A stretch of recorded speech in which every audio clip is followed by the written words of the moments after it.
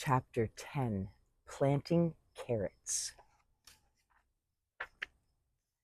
When Zoe got off the bus on Wednesday, she saw Auntie at the picnic table sorting through a large pile of carrots. When she got closer, she saw that they were separated into two crates.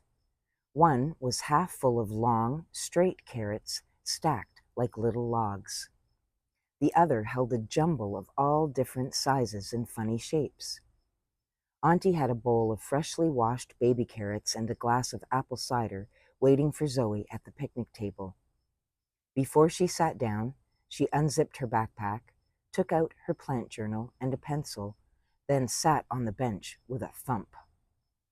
Auntie let her fume silently while she ate her snack, knowing talk would come when Zoe was ready.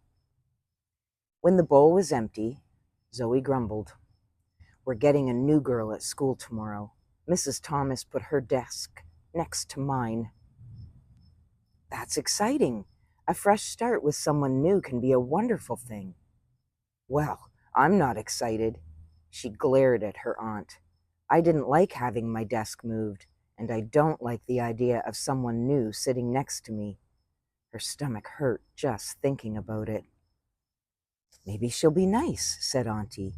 "And being new, I'll bet she's as nervous about tomorrow as you are." "I'm sure she's just going to ignore me like all the other kids," she said. "Hey, can we talk about something else?" "Sure. How about the next rules for seed saving?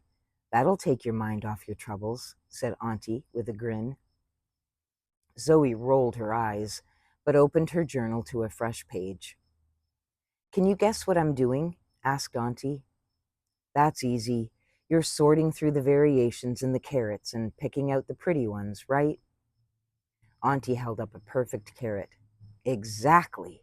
It's called selection, and I'm selecting for 3 specific traits. I'm looking for medium-sized carrots that are bright orange with straight roots."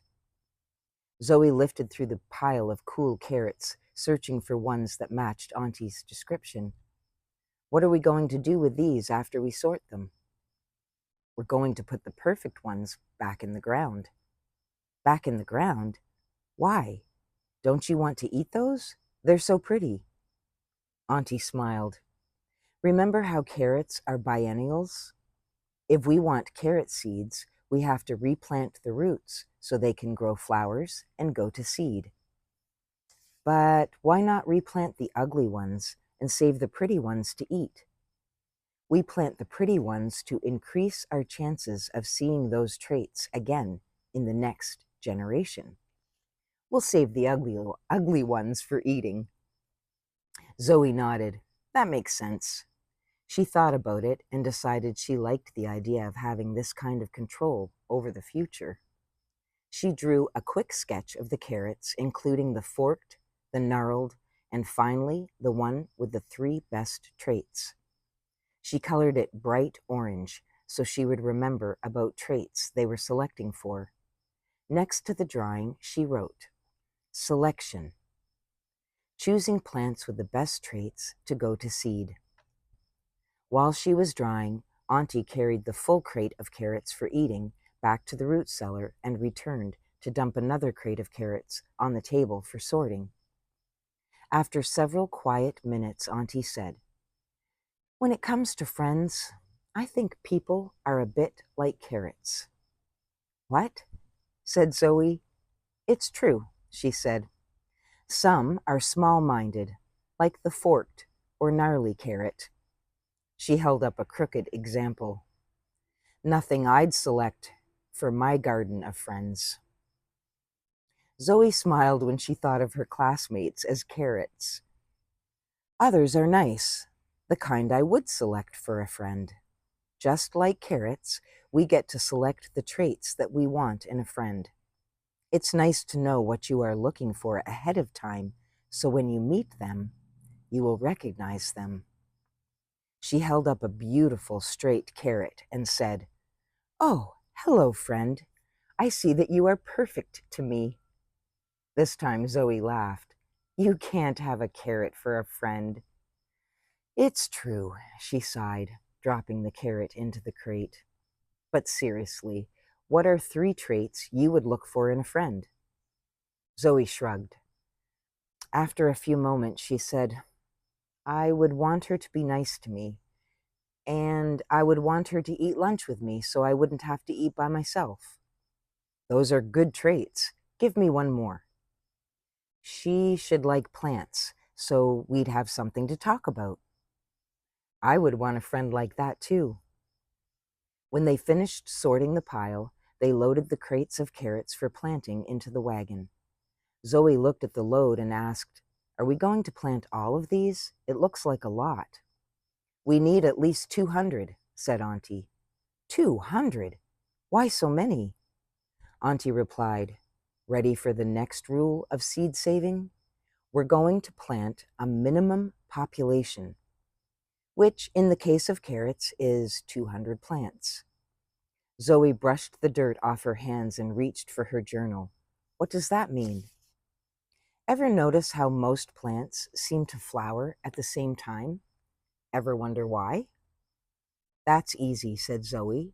It's because they want to trade pollen, and if they didn't bloom at the same time, they couldn't trade, right?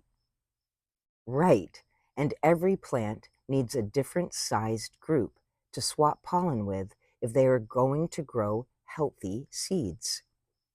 This group size is called the minimum population, which is the smallest number of plants needed for healthy cross-pollination. After Zoe wrote down the definition, she asked, How do you know what a plant's minimum population is? Do you just guess? Auntie laughed. Thankfully, there's no need to guess because botanists have been studying this for a long time. The group size usually relates to how the plant is pollinated, but not always. I'm sure it's no surprise that selfies who don't really cross-pollinate much only need 10 or 20 plants for a healthy seed crop. Wind pollinators like corn need up to 200 plants. Yet beets, also wind pollinated, only require 80. That's why I always look it up before planting because they aren't all the same. Carrots? 200. Together, they pulled the wagon to the garden. The soft soil had been freshly tilled, making it easy to dig holes for the carrots. They settled into a planting rhythm, and soon all 200 carrots were safely tucked underground. We have one more task today, said Auntie. She reached into her pocket and handed Zoe a collection of colorful flower seed packets. I left some room next to the carrots. I thought you may like to plant your own flower garden for your bee friends. If you take care of them, I'll show you how to collect their seeds in the fall. Zoe spent the rest of the afternoon selecting and planting her flower seeds carefully, knowing these flowers would put her on the path to becoming a seed saver, just like Auntie.